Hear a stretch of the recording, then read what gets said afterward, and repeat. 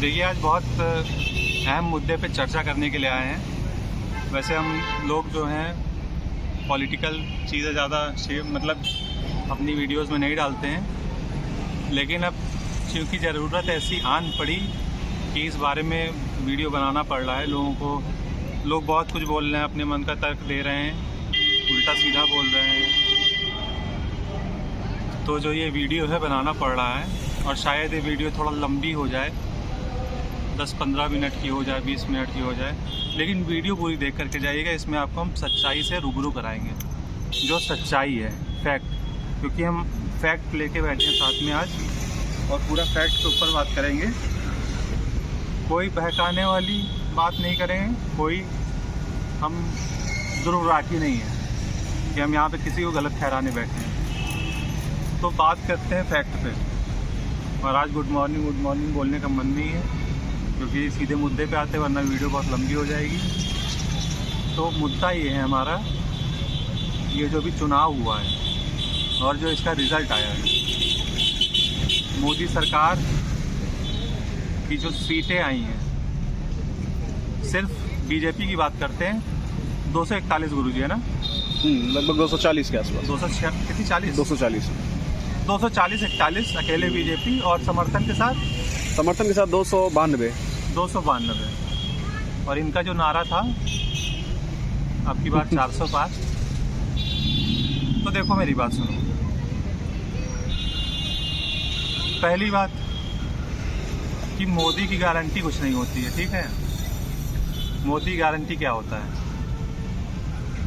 मैं खुल के बोलता हूँ, मैं बीजेपी का कट्टर कोर वोटर हूँ। मैं बीजेपी का, जिसको कोर वोटर बोलते हैं। और मेरे घर वाले शायद ये वीडियो देखें तो मुझसे गुस्सा भी हो जाए, नाराज़ हो जाए, बात न करें, क्योंकि हमारी पूरी फैमिली जो है बीजेपी की कोर वोटर है। तो वो कुछ गलत नहीं सुन सकते बीजेपी के बारे में। लेकिन देखिए, जो सच्चाई है, हम लोग वीडियो वगैरह बनाते हैं, अगर इसमें सच्चाई नहीं दिखाई, जो चल रहा है वो नहीं दिखाया, तो कोई मतलब नहीं है ना। सच्चाई के बारे में बात करते हैं। तो मोदी की कोई गारंटी नहीं होती, और मोटा भाई की तो क्या ही बात करें। मोटा भाई को तो गृह मंत्री बना दिया गया है। खैर, इन सब बारे में क्या बात करनी, बात आते हैं चुनाव पे सीधा। तो आपको क्या लगता है कि मतलब इतने कम इतनी कम सीटें, सिर्फ यूपी की बात करें, इतनी कम सीटें क्यों आई? यूपी योगी बाबा के राज में यूपी में कम सीट क्यों आई? कोई बताएगा? नहीं बताएगा, कोई नहीं बताएगा। सब लोग कहेंगे कि मैं वीडियो भी 2-4 देख रहा था, अभी एक वीडियो गुरुजी ने दिखाई, तो उसमें एक बंदा बोल रहा था कि योगी बाबा की वजह से हार गए।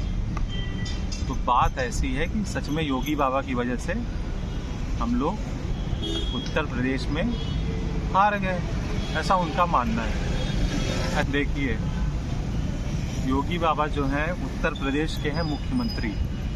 उत्तर प्रदेश बहुत बड़ा प्रदेश है। इसमें वो कितने ज़िले आते हैं गुरुजी? 75 जिले। 75 ज़िले आते हैं इसमें। काफ़ी बड़ा ज़िला, काफ़ी बड़ा प्रदेश हुआ ये।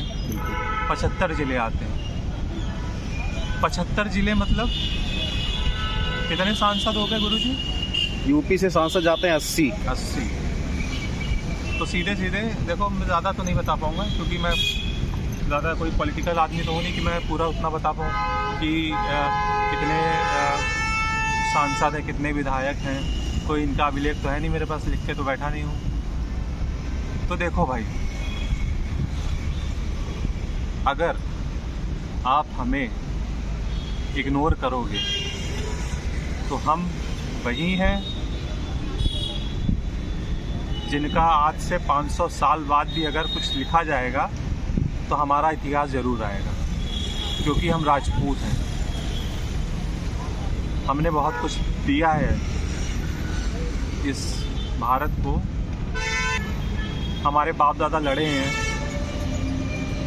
तो क्या मतलब हमारी कोई इज़्ज़त है कि नहीं है? अगर आप हमारी इज़्ज़त नहीं करना चाहते तो हम आपकी इज़्ज़त नहीं कर सकते, और हम आपको नहीं जानते हैं। हम भाजपा को जानते हैं, हम ना अमित शाह को जानते हैं, ना हम नरेंद्र मोदी जी को जानते हैं, हम सिर्फ जानते हैं भाजपा को। पुरुषोत्तम रूपाला जी ने इतना गलत बयान दिया, जी पता नहीं मैं जी के लगा रहा हूँ, पुरुषोत्तम रूपाला ने इतना गलत बयान दिया। राजपूत समाज ने इतनी विनती की कि उनका टिकट काटा जाए, उनका टिकट काटा जाए, लेकिन उनका टिकट नहीं काटा गया। उन्होंने माफ़ी मांग ली, लेकिन हमसे किसी ने पूछा कि हमने माफ़ किया कि नहीं। हमारे यहाँ माफ़ी नहीं दी जाती है। अगर आपने कोई गलती की है तो उसका दंड आपको मिलेगा निश्चित, और दंड देने के लिए हम लोग कहीं पे भीख मांगने नहीं जाते हैं। हम लोगों के अंदर इतना है कि उस व्यक्ति को हम खुद से दंड दे सकते हैं। हमें लड़ना आता है। बात करते हैं सीटों की, प्रभाव कहाँ कहाँ पड़ा। पूर्वांचल में किसका दबदबा है सब जानते हैं। धनंजय सिंह का दबदबा है, ब्रिजेश सिंह का दबदबा है, और इधर गुरुजी इधर ये क्या हो गया है? अगर आप इधर इलाहाबाद कुंडा साइड जाते हैं तो मध्यपुर कहलाएगा, जो भी कहते हैं, मध्यपुर का इलाका, प्रतापगढ़ का क्षेत्र, प्रतापगढ़ के क्षेत्र में जाएंगे, राजा भैया का दबदबा है। तो मैं एक बात बोलना चाहता हूँ कि प्रूफ के साथ एक चीज़ दिखाना चाहता हूँ। आप इसमें मत देखिए, इसमें मैं देखता हूँ, क्योंकि ये मोबाइल लैपटॉप तो है नहीं, आप देख नहीं पाएंगे। राजा भैया की तूती बोलती है प्रतापगढ़ में कि अगर वो खुद खड़े हो जाएं तो उनको कोई हरा नहीं सकता। आज तक तो उनको कोई नहीं हरा पाया। तो बीजेपी कैसे हार गई वहाँ पे? हमारा मुद्दा ये है कि जब योगी जी आपके पास आए कि हाँ भाई कुछ राजपूत भाइयों को टिकट दिया जाए, तो आपने तो सोचा कि योगी जी को निकाल के फेंको यहाँ से, नहीं तो एक दिन योगी जी को प्रधानमंत्री बना दिया जाएगा।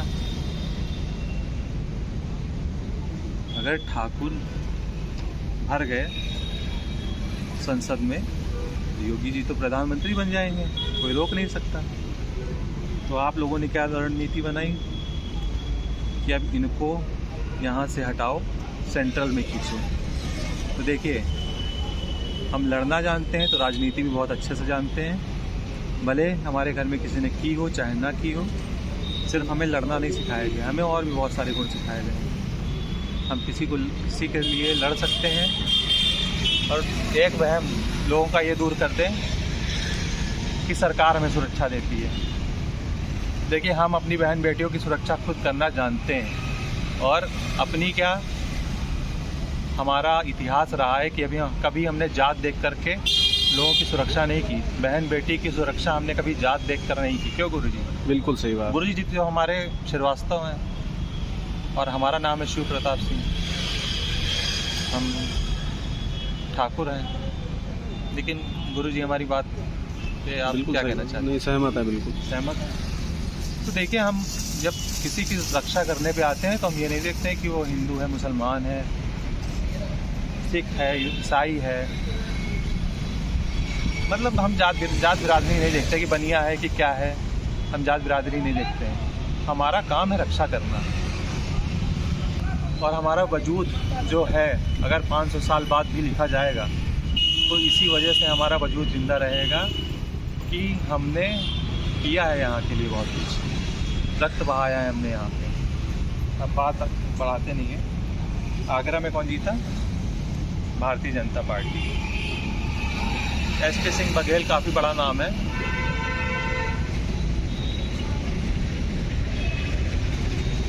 दो 2,71,000 वोटों से जीते हैं ये। अकबरपुर में भारतीय जनता पार्टी के जीते हैं, अलीगढ़ में भारतीय जनता पार्टी के जीते हैं, इलाहाबाद में कांग्रेस जीती है।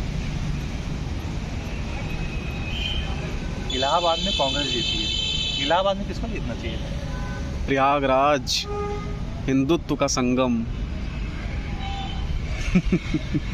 वहाँ पे तो बीजेपी को जीतना चाहिए था ना, कैसे हार गई बीजेपी? बीजेपी को तो हारना ही नहीं चाहिए था। खैर, ये पूरी बात मैं आपको आखिरी में बताऊंगा, पहले मेरी बात पूरी ध्यान से सुनिएगा। यहाँ पे कांग्रेस जीत गई इलाहाबाद में, अम्बेडकर नगर में समाजवादी पार्टी जीत गई। अम्बेडकर नगर आया पूर्वांचल में आता है ना पूर्वांचल। अब ये बताओ, पूर्वांचल में ऐसा कौन है कि अगर धनंजय सिंह कह दें कि उसको वोट देना है तो ऐसा कौन सा व्यक्ति है जो वोट नहीं देगा उस पार्टी को? धनंजय सिंह को तो आप लोगों ने अपने साथ मिला लिया था, मोटा भाई ने कि जेल करा देंगे, नहीं तो भाई साहब तो जेल हुई, फिर बाहर आए, फिर उन्होंने समर्थन दिया। लेकिन आपने हमारे समाज को इग्नोर किया, ठीक है। अम्बेडकर नगर में समाजवादी पार्टी जीती, अमेठी में जीती कांग्रेस, आजमगढ़ में समाजवादी पार्टी जीती। पूर्वांचल, नोट करिएगा, बदायूं में समाजवादी पार्टी जीती है, राजा भैया का प्रभाव। ठीक, समाजवादी पार्टी जीती है। बदायूं में समाजवादी पार्टी जीती है। बागपत में आरएलडी जीती है। बहराइच में बीजेपी जीती है। क्यों जीती है आप सब जानते हैं। ब्रजभूषण शरण सिंह की वजह से जीती है, बीजेपी की वजह से नहीं जीती है, ब्रजभूषण शरण सिंह की वजह से जीती है। ठीक, ब्रजभूषण शरण सिंह ने, ये हो गया ये बहराइच, गोंडा, कैसरगंज, बहराइच, गोंडा और कैसरगंज, 3 जगह बीजेपी जीती है। सुनना, बहुत गौर देना इस बात पे। बलिया में समाजवादी पार्टी जीती है। बलिया कहाँ था गुरु? पूर्वांचल। क्या धनंजय सिंह जो बोलेंगे वो नहीं करेगा वहाँ पे कोई? ठीक है। और एक चीज़ वो आपके सामने लाना चाहूँगा, बलिया में भारतीय जनता पार्टी की तरफ से कौन खड़ा था? नीरज शेखर। नीरज शेखर से आपको याद आएगा चंद्रशेखर, कुछ ऐसा याद आएगा। थोड़ा आप गूगल पे आप भी सर्च करिएगा, सब कुछ हम ही बता देंगे तो आपका इंटरेस्ट खत्म हो जाएगा थोड़ा सा, ठीक है। लेकिन नीरज शेखर खड़े जरूर थे, लेकिन जीती समाजवादी पार्टी। बांदा समाजवादी पार्टी। बांसगांव ये पता नहीं कहाँ आता है, भारतीय जनता बीजेपी जीती है। बाराबंकी जीती कांग्रेस। ध्यान से सुनते जाइए, बाद में आपको सारा एक बार में उत्तर दे दूंगा। ऐसे बस बताऊंगा तो फिर तो 1 घंटे का वीडियो बन जाएगा गुरु जी। क्यों? बिल्कुल। बरेली बीजेपी जीती है। बस्ती समाजवादी जीत गई फिर से। एक और ही जगह है, भदोही बीजेपी जीती है। बिजनौर आरएलडी जीती है। और अगर कुछ वोटों के अंतर आपको बता दिए जाएंगे ना तो आप एकदम हैरान हो जाएंगे। इतने बड़े बड़े नाम सिर्फ 20-20 हज़ार वोट से जीते हैं बीजेपी। और जो क्या बोला जाए, अयोध्या में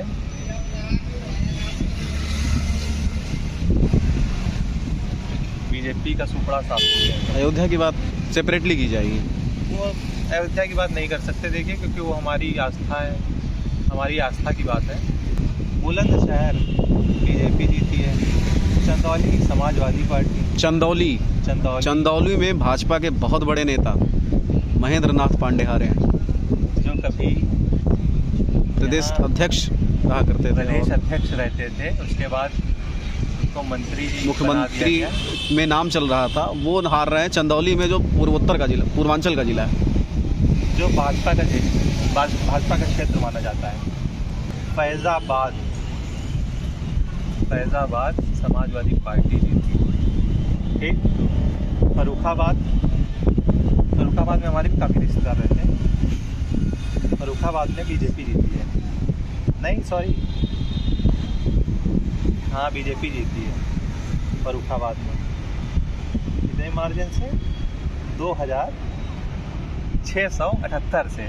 फर्रुखाबाद में 2000, झूठ नहीं बोल रहा हूँ। एक मिनट गाइस को दिखा दिया, कैमरा मैन दिखाए क्या? ये रहा फर्रुखाबाद, ये रहा फर्रुखाबाद और ये रहा 2678 वोट से जीती है। ये तो एक डिब्बे का खेल है, एक डिब्बे का खेल। आप ऑनलाइन जाएंगे तो ये पूरा ब्यौरा जो है आप मेरा चेक कर सकते हैं कि कोई मैं घर से लिख के नहीं लाया हूँ ये, ठीक है। फर्रुखाबाद में बीजेपी जीत गई। फतेहपुर में समाजवादी पार्टी जीती है। फतेहपुर सीकरी बीजेपी जीत गई। फतेहपुर में समाजवादी पार्टी नरेश उत्तम। नरेश उत्तम, ठीक। और इतने बड़े निरंजन ज्योति हारी हैं वहाँ से, हार गए। साध्वी निरंजन ज्योति हार गए। फतेहपुर सीकरी बीजेपी जीती है। फिरोजाबाद समाजवादी पार्टी। गौतम बुद्ध नगर बीजेपी जीती है। डॉक्टर महेश शर्मा खड़े थे वहाँ से। गाजियाबाद बीजेपी जीती है। गाजीपुर तो बचा भी नहीं सकते थे, समाजवादी पार्टी जीतेगी वहाँ से वो खड़े थे ना, अफजाल अंसारी। तो वो उनकी सीट है। खैर वहाँ की बात क्या करें भाई, उनकी सीट है, वहाँ पे उनको कोई हरा नहीं पाएगा।